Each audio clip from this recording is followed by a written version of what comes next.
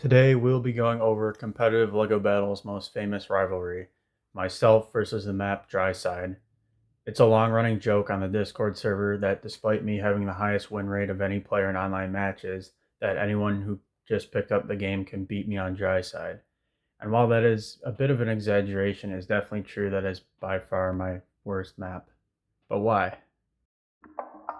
Now for starters, let's look at my gameplay. Since the start of online, I've always been the fastest and most aggressive player. My average match length is well below 5 minutes. If you watch any of my videos of me, you will tend to see that I use strategies like the Group of 9, Trooper Rush, and even Ballista Rush in some circumstances. Now what do these strategies all have in common? They are all ground-based strategies, they're all good at knocking your opponent out in one attack without backtracking at all. These strategies are all best on smaller ground maps like Alpha Sector or Vast and reward players with good spell timing and good reaction time. Also, due to the size of these maps, they tend to have mirror matches where my opponent uses the same strategy as me. Attacker's advantage is a thing in LEGO battles, and I can usually get to their base before they even are ready to head to my base.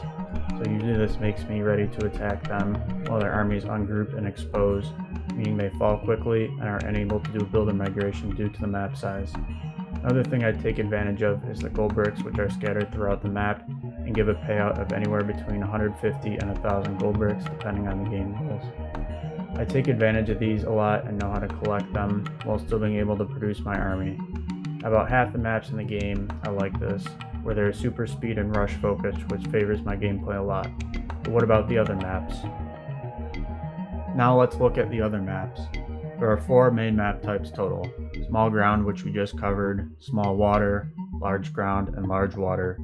In terms of the water maps, obviously all 3 strategies I usually use are completely useless, and the only options are assault-based strategies and sometimes clipper-based ones on a few select maps. Now these strategies differ a lot from the ground-based strategies because, for starters, your hero is now strictly a defensive unit, meaning you are not at your base, you cannot use spells when attacking the opponent's base. The second reason is simply no ground units can attack the opponent's base, meaning you can use them either strictly for defense or forget them altogether. Now the main strength of an assault ship is their high speed and flight, meaning that a single assault ship can easily disengage from a larger army.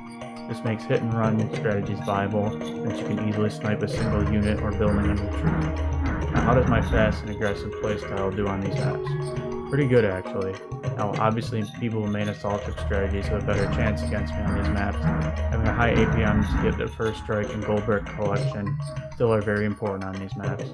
All 3 of the smaller water maps, Lake Luzon, Black Seas, and Omega Quadrant, are very accessible gold bricks. The larger ones, Kahuka Strait and River Crossing, definitely are harder, but the gold brick locations are very easy to access by either using an assault ship or a transport ship. Now let's go back to look at the large land maps. As for strategy on these maps, the Trooper and Ballista Rush lose lots of power, but the Group of 9 is still a very strong strategy. Also, assault ship pokes are very good, which leads to a battle between hit and run strategies and one and done strategies. Now the first 2 maps, Junction and TriStar, have 6 and 4 gold bricks in the direct center respectively, and the remaining gold bricks are very easy to access.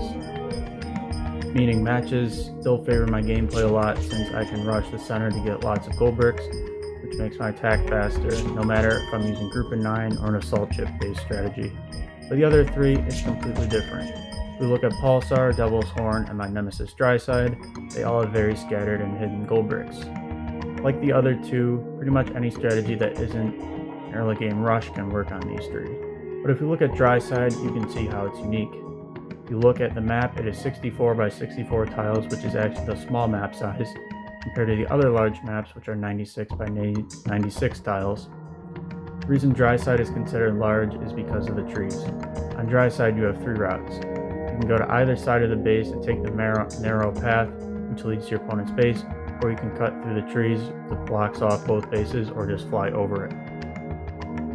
Now before I get into the final verdict, I want to give a history lesson on the LEGO Battles meta and my history with Dryside. Now the 3 distinct times in 2024 I remember playing on Dryside before the whole counterpick alpha to Dryside meme started. Twice I remember playing Ringcat first in the 15th anniversary tournament, where we both used Group of 9, and despite me getting to his base first, he won due to certain funny red astronaut who somehow wasn't considered the best at the time, while I played Ghost. The other time was when Gold Rush became the primary game mode, where once again the outcome was similar, where I was the attacker and I whiffed a click and lost. The third time was during the semifinals of the 2024 December tournament, where I played Dream Foxtrot, and the outcome was very similar to the Ring Cat matches where I was the attacker. However, this time I did win despite not clicking well. Now in 2024, most of the matches were played on Alpha Sector and Black Seas, which were the most competitive maps at the time due to their small size and different playstyles. However, the meta armies where all strategies that I use, often like Group of 9 or the Ballista Rush, would continue for Gold Rush. However, in 2025, mainly during New Players Weekend, where we got to see less experienced players play competitively, of the two players who were playing with minimal prior match play were Royal and Thorin. Now, Royal is known for his wacky playstyle, but Thorin did play in the 15th anniversary tournament, and they used a strategy that really was only good on water maps, which they named 3T3 Heal, which stands for 3 Tier 3 Heal, which is 3 assault ships, and a transport ship with the hero inside to constantly heal. Thorin would play in New Players Weekend, and their first match they would play Shrip, who would go on to win the event. Since players boycotted Classic Space, who was near the banhammer anyways, this gave us a vision of what post-Classic Space could be, and the 3T3 heal strategy would explode to ground maps too.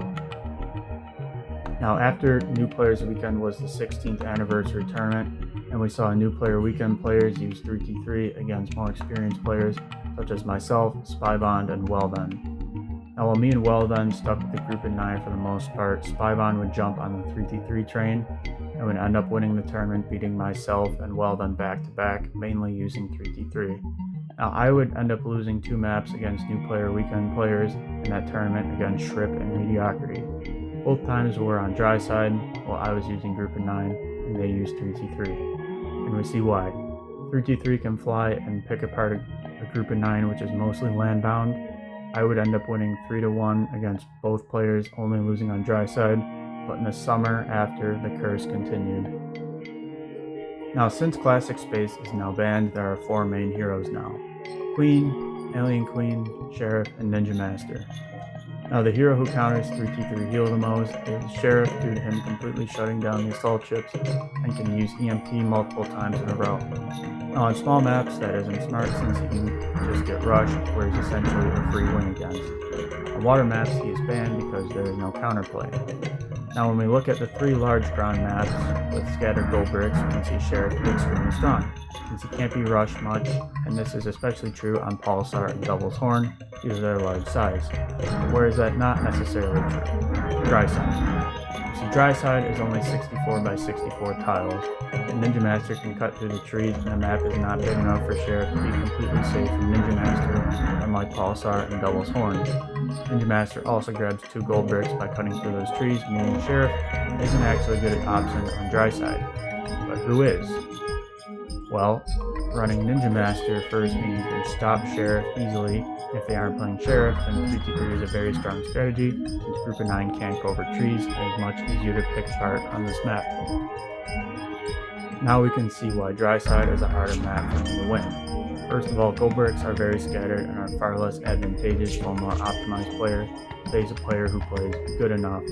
And my best strategies aren't very good on this map, meaning I have to fight a strategy that I really don't use that much. And while I do know how to win a 3T3 versus 3T3 on water maps, if both players target each other's bases, that's really never going to happen on Dryside due to the fact that both players are going to go right over the trees to target their opponent's bases, and it's simply up to who hits the click and where your ships are located. Now, as of recently, I have won a lot more games on Dryside due to practicing and thinking more, but as you can see, in most tournament matches, if my opponent loses the first map, they're likely going to pick Dryside because it simply gives them the biggest chance of beating me.